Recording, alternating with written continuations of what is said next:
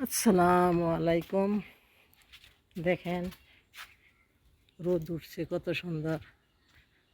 এর ফাঁকে আমাদের সবরি কলা ছড়িটা কত সুন্দর দেখা যাচ্ছে, আর গাছগুলো কত সুন্দর দেখা যাচ্ছে। আর আমাদের বিল্ডিংয়ে দেখুন কত সুন্দর রোদ্রে ঝলমল করতেছে। আমার কাছে খুব ভালো লাগে।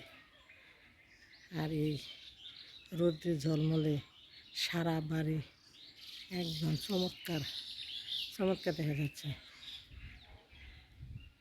দেখেন কত সুন্দর দৃশ্য একটা।